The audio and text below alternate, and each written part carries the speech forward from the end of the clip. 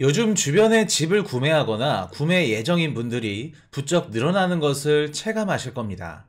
집값 바닥론이 힘을 얻으면서 주택 구매 수요가 늘었고 이에 따른 주택담보대출이 증가하고 있는 추세죠. 이 표를 보시면 9월 주택담보대출 증가액은 6.1조 원입니다. 최근 들어 시장금리는 상승하고 있고 고금리가 계속해서 현재 진행형인데 주택담보대출이 증가하고 있죠. 주택담보대출뿐만 아니라 은행가계대출 역시 지난달보다 4조 9천억 원이 증가했습니다. 주택담보대출 같은 경우에는 전세대출이나 중도금대출이 있기 때문에 실제로 집을 구매하려는 것인지 확인을 해봤습니다. 9월달에 늘어난 6.1조 원 중에 주택담보대출은 3.6조 원, 그리고 2.1조 원은 정부에서 지원해주는 특례보금자리론 같은 정책 모기지론, 그리고 나머지 부분이 전세대출 등 기타 대출이었죠. 즉 늘어난 6.1조 원 중에 5.7조 원 정도가 실제로 집을 구매하기 위해서 대출을 받고 있는 상황이라는 거죠. 현재 아파트 거래량은 다시 증가하고 있고 수도권 아파트 가격은 85% 이상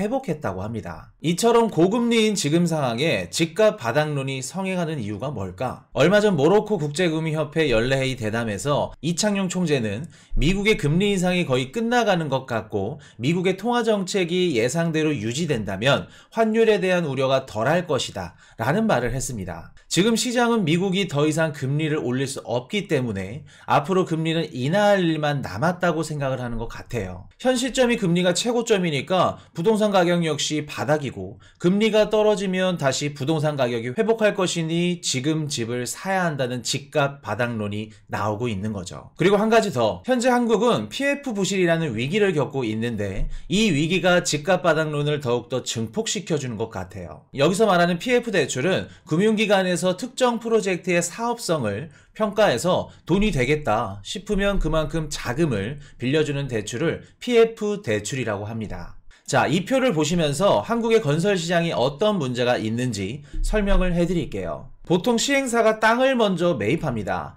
땅을 매입할 때 돈이 필요하겠죠. 이때 돈을 빌리는 것을 브릿지론이라고 합니다. 그 돈을 빌려주는 채권자는 우리가 알고 있는 이 금융권이고요. 그리고 여기서 담보자는 건설사가 서게 됩니다. 자, 땅을 매입했으니 구입한 땅에다가 건물을 지어야겠죠.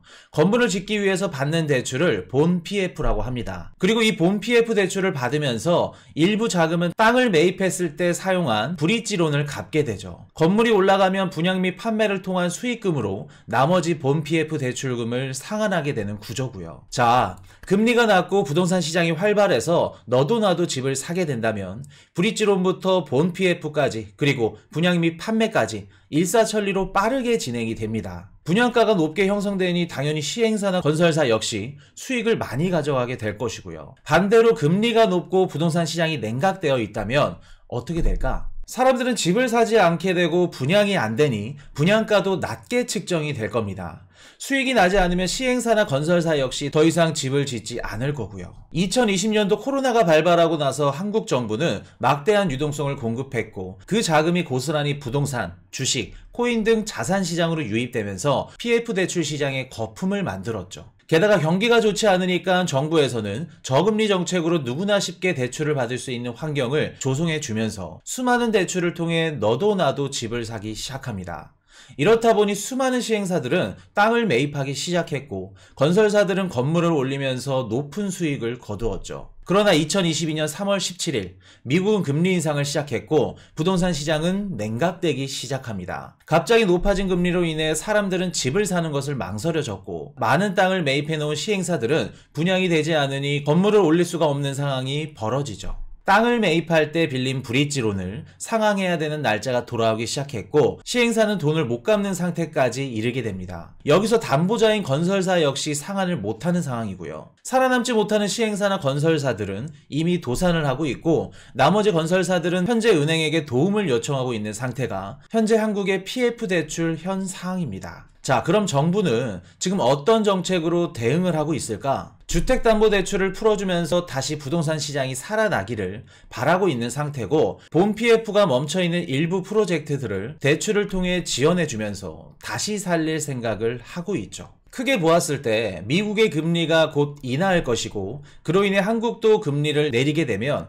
부동산 시장이 회복할 것이니 금리 인하할 때까지만 이자를 갚으면서 급한 불은 막자 라는 정책으로 대응을 하고 있는 중이에요. 즉 부실한 PF 대출을 막기 위해서 정부에서는 특례보금자리론 같은 정책 모기지론을 공급하면서 곧 금리 인하할 거니까 집값은 바닥이야 라는 생각들까지 맞물리면서 집을 사려는 수요가 늘어나고 있는 것이죠. 개인적으로 지금은 부동산을 사는 타이밍은 최악이라고 봅니다. 우리가 생각하고 기대하는 미국의 금리 인하는 사실 올해 연초부터 많은 분석가들이 예상을 했었죠. 올해 초만 하더라도 올해 연말에는 금리를 인하할 것이고 달러도 약세로 돌 거니까 신흥국에 투자해야 된다. 리오프닝 효과로 인해 중국 관련 주식이나 ETF를 사야 된다 라는 전문가들이 굉장히 많았습니다. 그런데 결국 어떻게 됐죠? 실제로 연말이 찾아왔고 현재 강달러의 미국 경제 지표들이 굉장히 좋은 상황입니다. 최근에 미국 고용지표만 보더라도 굉장히 높은 수준이고 실업률 역시 안정적인 수준을 유지하면서 강달러를 견인하고 있습니다. 미국의 경제지표가 좋다는 것은 굳이 금리를 인하할 필요가 없다는 걸 의미하죠.